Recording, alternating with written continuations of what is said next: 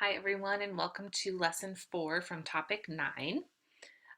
Today we are talking about congruency and what that mathematical term means and how it relates to what we've been learning in this chapter so far. A two-dimensional figure is congruent to another two-dimensional figure if you can map one figure to the other by a sequence of rotations, reflections, and translations. That's a lot of words, so I want to kind of demonstrate what I'm talking about on our note page over here. So if you remember, these are our notes from some of our other lessons that we've worked on. We've talked about rotations when you start at a certain set point and the points of the shape rotate around that set point. We've talked about reflections where you have one shape drawn on one side of a line of reflection and then the other shape is mirrored on the other side. And then we've talked about translations where you have a shape that slides down to a different location, but it's the same shape. In all of these circumstances, all of the shapes that are being moved around are staying the same. So the angles are staying the same, the side lengths are staying the same, the all of the features of the shape are staying the same. They're literally just moving locations on our graph. And that's the definition of congruence. Congruence means that everything about that shape is the exact same. And when we're talking about congruence, we use, let me go over here, we use a symbol. It's the equal sign. It's a fun one to draw. It's the equal sign with a squiggly line on top. And we read that as is congruent to. So if you ever saw this, you could say triangle A is congruent to triangle B. All right, and we have to say is congruent to instead of is equal to, because if it's equal to triangle B, then that means they're the same thing, that they're interchangeable. But we say is congruent to represent that they are two different triangles, but they happen to be the exact same measurements. All right, so is congruent to. And here's a little video to show you. You take that one triangle and you just move it around, or you reflect it, or are they going to rotate? Nope. Okay, so those are just showing you that these are just the same exact measured triangles, just in two different locations. Okay, let's jump into part 1. So it says given triangle ABC is congruent to triangle A prime B prime C prime, describe a sequence of rigid motions that maps triangle ABC to triangle A prime B prime C prime. So basically, this fancy terminology is asking us, how do we get this triangle to be here? What happened to this triangle so that it could be in this new location? I'm going to take this here. And because in our prompt here it says that it is congruent, we know that we are looking for a series of rigid transformations. So our rigid transformation options, just to review, are a translation, which is a slide, can I not do more than one? Let's see. A rotation, we'll make it green since we now have this fun feature, which is a rotation. And then which one am I forgetting? A reflection. We'll make that blue. Reflection, which is a flip. All right, so we've got 3 choices here. And we need to choose which one of these. How do we get from this triangle to this triangle, basically? So if you look, A, B, and C are still in the same exact positions. It's not like this is B, this is A, and this is C. And that is a good clue that it is not a rotation. And then a reflection, they would need to be reflected perfectly, and C is all the way over here. So I don't think this is a reflection or a rotation. I think this is going to be a translation. But now we need to figure out exactly how it got there. And when you're working with translations, I'll do yellow so we match. It is important to remember that you can't say it slid down to the right 1, 2, 3, 4, 5, 6 units. We can't count that way. We have to move in straight lines. So we're going to say A was translated. Let's count down until we're level with this A right here. So until we're level with this A. So it slid down 1, 2, 3, 4, 5, 6 units. So I'm just going to draw down 6 so I remember. And then it went over 1, 2, 3, 4, 5 units, over 5 units. So this is just my notation so I can remember how I got these, how I moved and counted for future reference. Okay, so now I can say, and I'll type it here. I think this was yellow. Okay, so a triangle, and I'm just going to abbreviate that with a T since I can't do a shape on my sticky notes. ABC was translated to triangle A prime, B prime, C prime,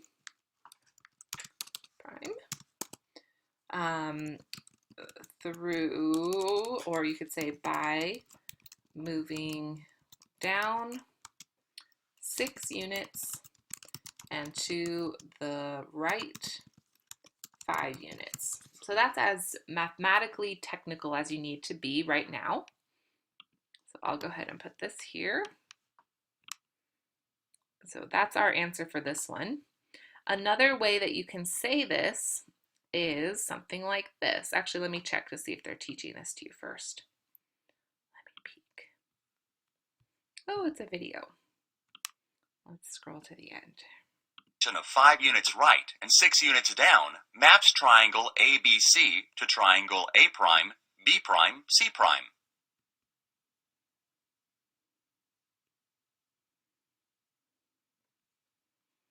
Okay, cool. So this is as far as they're going. That's great. So just writing it out in words is totally fine. There is another way to annotate it mathematically. If we have enough time, I'll sneak that in at the end for you. All right, so in your Got It portion of your book, go ahead and try this one. Given triangle DEF is congruent to triangle D prime, E prime, F prime, describe a sequence of rigid motions that maps DEF to D prime, E prime, F prime. How does the black triangle go to the blue triangle? And this is an optical illusion. The blue one looks bigger, but it's not. So if you actually count it all out, it's going to be the same width and height and length and all that stuff. So how do you map this triangle? Go ahead and try it in your book. Okay, so did you get one of these answers? It's a translation of 4 units right, 2 units down, or something like that. Hopefully you did. Let's go ahead and take a look at the correct answer. Okay, it is a translation of 4 units left. So 1, 2, 3, 4 units left and 2 units up. Now you might be wondering, do I have to check all of the coordinates? It is smart to check all of the coordinates, but all of the coordinates are going to move the same way. So if you just check 1 or 2 of them, you should be totally fine. So E goes over 4 and up 2. D goes over 1, 2, 3, 4 and up 2. F goes over 4 and 4 and up 2. So they all follow that translation. So that's perfect. Okay, let's jump into part 2. Okay, so here's rectangle ABCD, and here's the new rectangle ABCD. Notice that the A is in the top left corner here, but C is in the top left corner here. That's a clue that it's not just a translation. It might be a translation and a rotation. It might be a translation and a reflection, but it's going to be something other than just a translation because the shape, the vertices are in a different order. Okay, so let's see, how did I get from, I'm actually going to start with this B. How did I get from B to B? If I were to take this shape and start to rotate it, I think I would have all the same. I think I'd have B, C, D, A, and it'd be backwards. So B, C, D, A. And I think if I rotated this 180 degrees around, it would be in the new location. Let me check that out and see if I got this right. Method 1. Use two reflections. Oh, or two reflections. First, reflect A, B, C, D across the y-axis. Okay, let me pause this for a moment. There are often multiple ways to find the correct answer. So that's why they're saying method 1. You can reflect it here first and then reflect, or let's see, they're going to do across the y. So they're going to reflect it here first and then reflect it here. So let's watch. Reflecting across the y. Then reflect the image across the x-axis.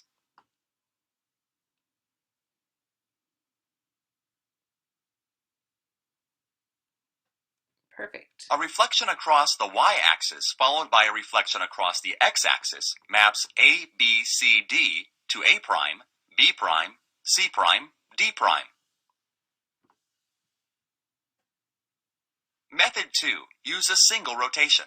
This is the one we A talked single about. rotation of 180 degrees about the origin maps A, B, C, D to A prime, B prime, C prime, D prime. So there's our center of rotation.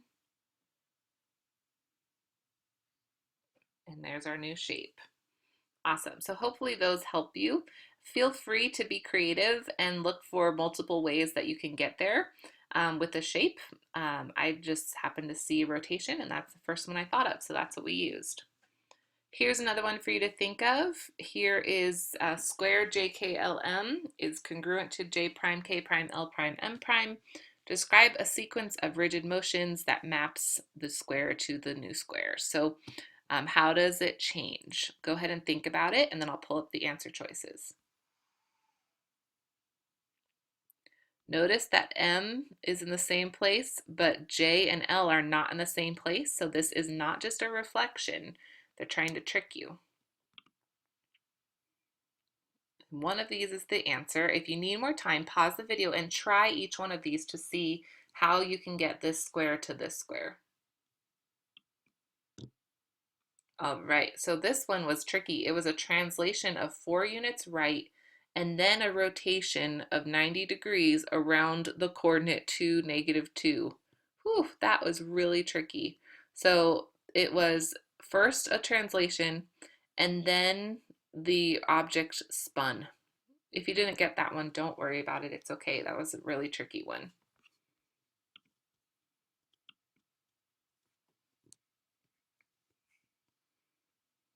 Okay, so just as a reminder, this is going to review that everything stays the same. Let's watch. Segment AB maps to segment EF. And they're the So same. segment AB is congruent to segment EF. Segment BC maps to segment FG. So segment BC is congruent to segment FG. Segment DC maps to segment HG. So segment DC is congruent to segment HG. Segment AD maps to segment EH. So segment AD is congruent to segment EH.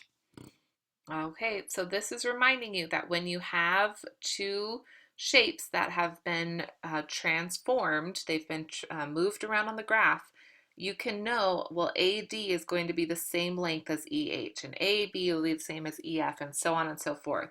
And just like the line segments are the same, you can say the angles are the same. That's what this is going to show you here. Angle A maps to angle E. So angle A is congruent to angle E.